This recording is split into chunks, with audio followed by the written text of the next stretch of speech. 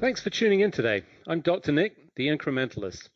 Join me as I seek out the small incremental changes being applied in other industries that we can learn from and that can be applied in healthcare. Can these changes bring immediate value, but also add up to the big improvements and revolution we need in healthcare? Come along with me to explore the possibilities.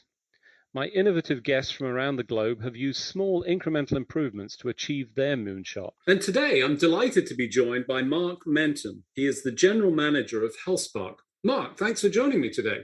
Thanks, Nick. Happy to be here. So, for the benefit of the listeners, tell us a little bit about your background and some of the recent changes, certainly in the company as well, if you would. No, absolutely. I've actually been in this business since 2002, helping people find the right provider at the right time, starting back in the old days when you used to sign up for your insurance and you get a phone book of doctors. So the old provider directory days, and you can tell by the gray in my hair, I've got the scars to show for it. But since then, we've moved obviously to an online SaaS platform, helping guide health plan members to find the right provider at the right time with the right modality of care.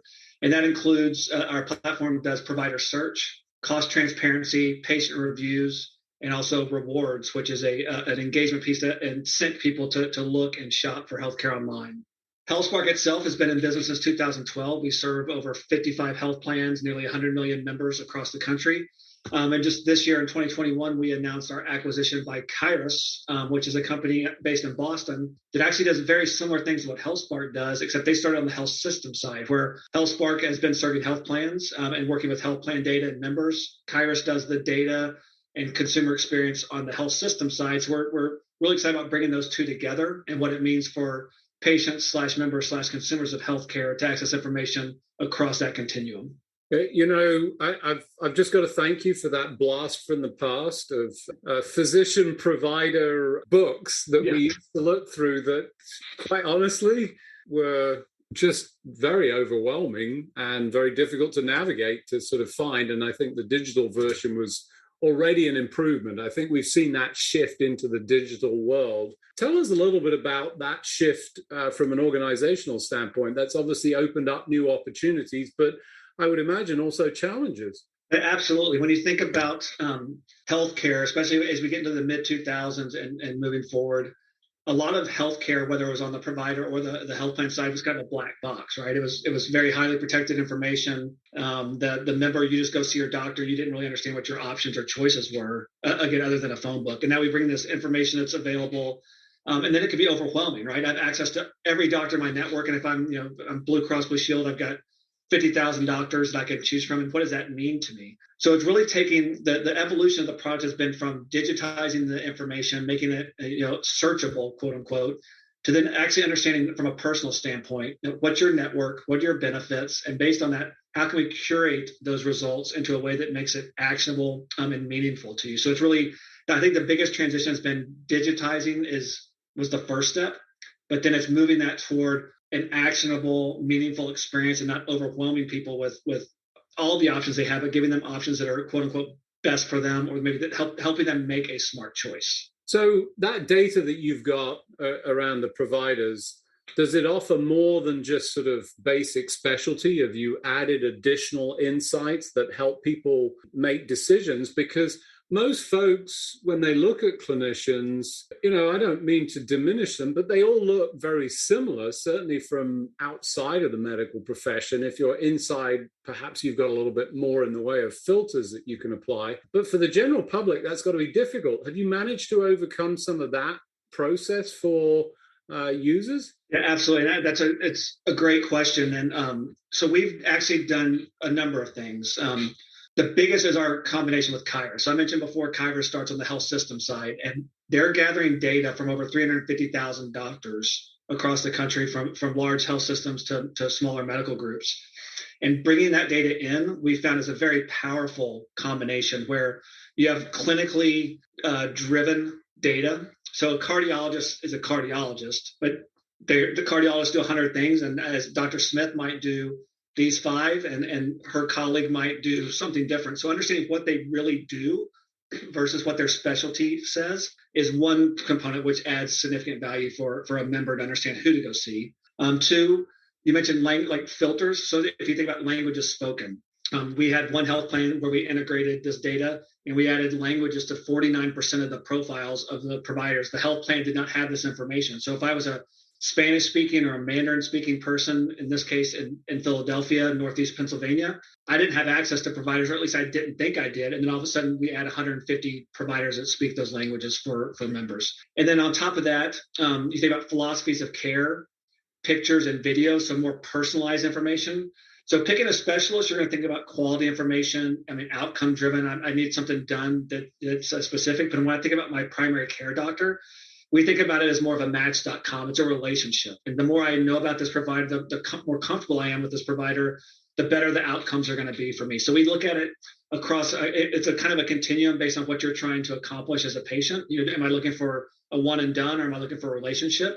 But across that continuum, we add data points and elements that allow people to find the right provider. Yeah, it's interesting. You add the language, and it seems like an obvious thing, but it wasn't. And, I'm sure there was some guesswork going in based on physician names and so forth that people tried to essentially reach that point. The other thing that tends to challenge is the general population is the ability to comprehend the details. So you cited a great example. Cardiologists do all of these different things. How do I know which thing for me? And I look at it and I go, oh yeah, sure, I need X or Y.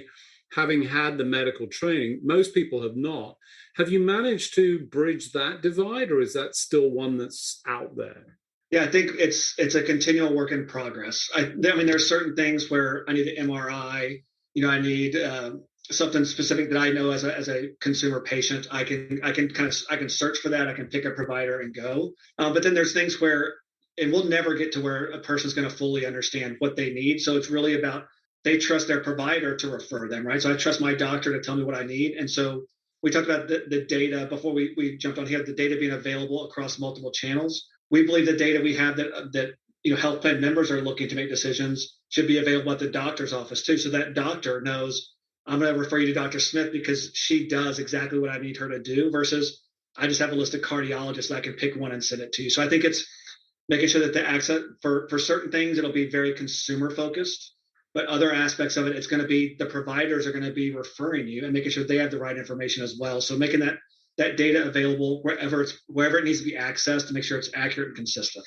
So I think that's great. I mean, it's obviously it's a hill to climb, and providing those on-ramps for folks to be able to access it. You've obviously got lots of experience and data points with your community, the people that you serve, both, from a corporate standpoint, but also ultimately the final arbiter of that information, which, in my perspective, is the patient. I know that the physicians and the other folks are involved, but they're the ones looking for that. As you listen to your community, what are they telling you that they want out of this? Yeah, so I think we've done a couple of different studies this past year. We do a consumer study every year. I think consistently people want to understand, how much is this going to cost me, right? I mean, if those of us that have been in healthcare for a while, we know that that's been the burden has been continually shift toward the patient, the consumer, for out-of-pocket costs. So they absolutely want to understand, what is this going to cost me before I go? And we see that as a big barrier for people actually not even receiving care. So whether it's medical or RX, one great story I heard was with Walmart when they introduced a $4 generic drugs, right? People thought there's going to be this big swell of new prescriptions being written. And what they found was they called them glove box prescriptions. So it's people that would get a prescription and they didn't know how much it was going to cost. So they just shove it in their glove box and never get it filled, because the last thing they wanted to do is be standing in line at a pharmacy. They get up to the pharmacist and they say, that's going to be $50, $75 that I don't have. And so therefore, instead of risking that, I just won't get it filled. But if I know it's $4, I understand that and I get the care that I need. And we see that on the medical side too, understanding, is this a $50 thing I'm looking for? Is it a $500 at $5,000? And at least have the context before I go in. And we do see people where they tell us, if I don't know what it costs, I'm not going to get it, because there's an emotional and I will say a shame component to it, which we need to get out of healthcare altogether, right? Being able to access affordable healthcare is a must. So making sure people have access to that information is a big deal. Finding providers like me, we talked about language of spoken, philosophies of care. If I can't communicate with my provider, odds are it's not going to be a good outcome for me. And we saw in the study with equity and access that people, that's a fear, and they fear that they're going to not only not get a good outcome, they could ultimately be discriminated against because of the language they speak. So finding a provider that speaks a language that I can communicate with, I think those are probably the two biggest things we see and hear loudly are I need to find a doctor that I trust, and I need to understand what it's going to cost me. And those are two things that we can solve today for the vast majority of people and the vast majority of procedures. It's just a matter of making sure they understand that's available to them and accessible. So you bring up transparency, and as a topic, I think probably, certainly in my mind, one of the hottest, both personally but also professionally, as an area that I would want to see, and I think your experience shows that everybody else does. It's not just me, not that I'm surprised by that, let's be clear. But what I've seen to date is enormous resistance to that release of information. In fact, I've done a number of shows that even sort of focus in on that. Are you seeing transparency actually appearing? Is that a potential positive versus what it seems to be for most of these folks is a negative? Yeah, so I can tell you, core to what Healthsparq is we believe that people have a right to access this information, and it was part of our founding in 2012. And actually, even before that, we were founded within a health plan that had that belief that the members had a right to access this information. It wasn't something that should be held from them. So we've been fighting this battle for a long time.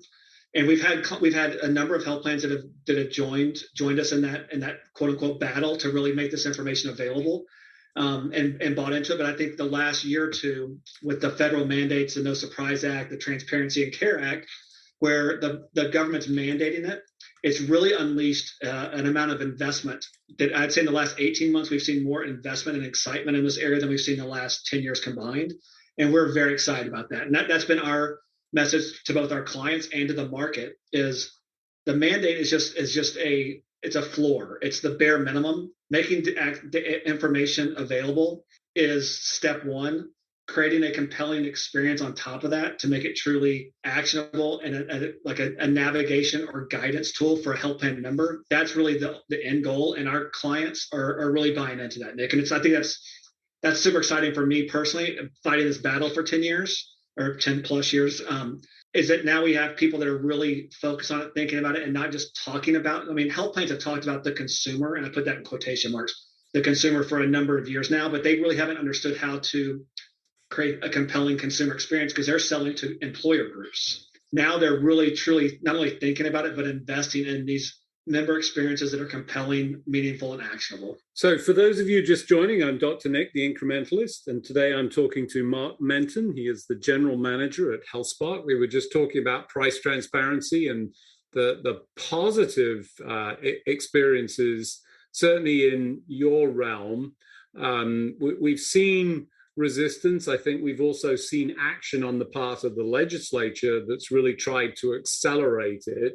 Is there a risk that, this then gets a little bit to be like gas stations where suddenly it's all prices are out there and we start showing, you've got Gas Buddy for healthcare. Do you think we're going to go in that direction, or is there more to it? What else are people looking for?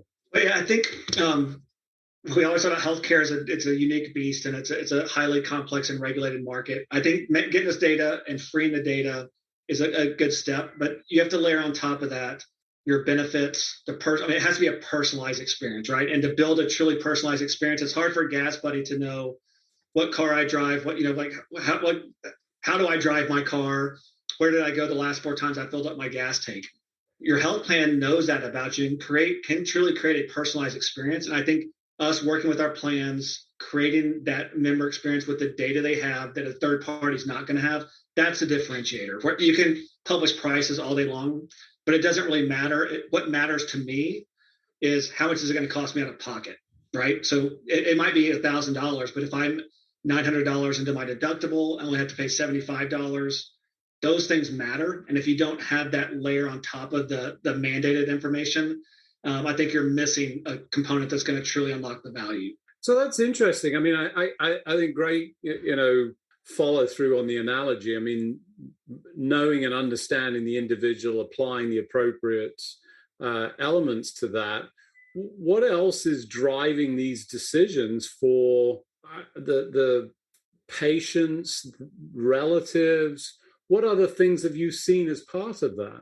Yes, I mean, obviously, the one thing we haven't solved is a national quality metric. That's the one thing we hear over and over again from our users and our health plans alike is what can we do from a quality perspective? Now, there are a number of quality metrics out there, but we have not found one, and there's not one that you could go to an average American and say, do you trust this quality metric? So I think that's another ongoing thing that we really have to solve for, because I think that's the really missing component. We can create these personalized things around price transparency, but what does it mean from a quality perspective? And those two, in many cases, are equal, right, in a consumer's decision. So I think that's one thing we have to solve for. And then I think the other thing is just getting engagement. We know that people want these tools, or they say they want the tools, but how do we make them available and accessible where they need them, right? So it's not just, I don't always remember to go to my health plan's website or my health plan's mobile app to make a decision. I might go to Google, I might ask my doctor. And again, so we want to make this data and experience available wherever you're looking for it, because it shouldn't be tied. It's, to your point earlier, it's my data as an individual. It's not the health plan's data. It's not my doctor's data. It's not Google's data. So this data, if I'm looking for it, why isn't it available wherever I'm looking for it versus having to find a specific, application or specific website that I have to go hunt down, remember a login and find it? We have to democratize the information to get it to people's hands where they need it. I think that's exactly right. The other thing that sort of occurs to me as part of this is that they've got to give up information. So there has to be some element of trust in providing that, because, I want you to know more about me so that you can give me more customized. But at the same time, what we've seen in other places, and I'll pick on, the general sort of web-based influencing that has not been entirely transparent. How are you addressing that to make sure that you continue with a trusting relationship with all of the parties involved? Yeah, so we talk every day about the creepiness factor and how we don't cross that line, right? There is a line between I understand what you're looking for and I'm here to help you versus I got access to information you didn't even know I had and I'm here to help you. And I do that kind of like I'm from the government and I'm here to help.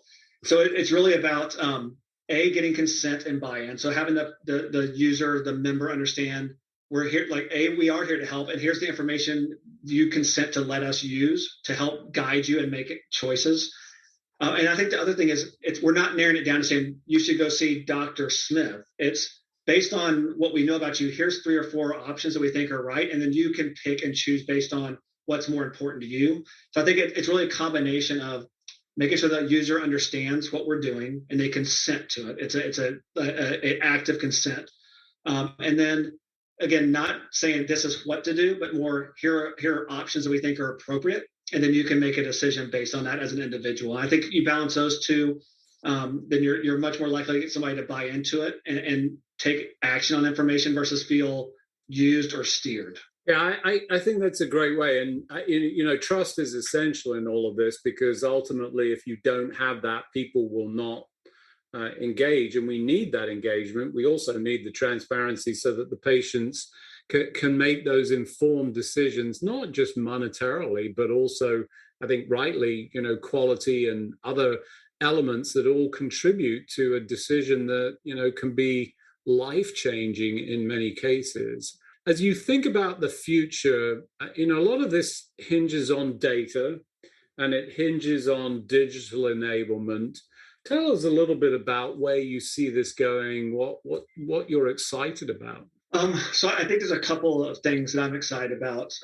One is just increased adoption of the tools. And one we have a very low-hanging fruit. I love the incrementalist mindset, right? Where you don't have to transform something, you can make small steps. So when we look at user patterns on our platform, from a 5-to-1 perspective, we see people searching just for a doctor versus understanding what my cost is. So think about that. We like for every 5 people that come to our platform, 4 are looking for a doctor to perform a procedure or service, and 1% are actually looking for cost. So what we've done is we're breaking down the barrier between those 2 searches and melding them. So it's the same experience. And whether you're looking for cost or a provider, we know that you're really probably looking for both. You just don't know it yet, right? So presenting the information to them without them even having to go seek it or understand that it's available. So I think that's a near-term thing that we're doing that I think will dramatically increase engagement and utilization of transparency tools. And then I think second, and I've hit on this a couple of times, but making sure that this information is available wherever the person's looking for it. If we expect people to go to their health plans app, it's just not going to happen. They go to they do go to their health plan app. So we have those check the box. We've got that covered. But we also know a lot of people start at their provider's website or talk to their provider. If the doctor doesn't have access to the same information the health plan does, we're going to have a confused patient. So I think making sure that data is available, I think that's really the next big incremental step where people, no matter where they're looking, they have access to this information. Once they have access, then all of a sudden they understand the value of it and they can start making decisions based on it.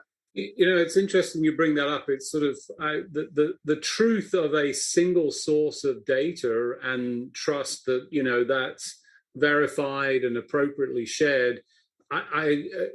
People have so many entry points into the healthcare system. We have to make sure that that's a consistent experience. Otherwise, all you create is essentially confusion. Correct. Do you think we're doing a good job in the digital enablement of all of this? I think we're making efforts. I don't know how good the effort has been to date. I think there's still a lot of pride of ownership of both the experience and the data that we have to move beyond and say, who are we ultimately serving, and who has a right to access that information. And when we get past that, it's not my data or your data, it's the patient's data. I think that takes us to a new paradigm where it's both from a data perspective and a digital experience perspective. We're well beyond where we are today. But I think until we get past the pride of ownership, that's kind of right. That to me, that's the last thing really holding us back, is people still trying to protect that data, protect the experience versus freeing the information and letting people find it where they need it. It's interesting you finish on that. The sort of, data is key. It's a sort of economic separation for some organizations. Allowing that open access is still competitive because you compete on different things. And I think that's what folks are really looking for ultimately in the healthcare system.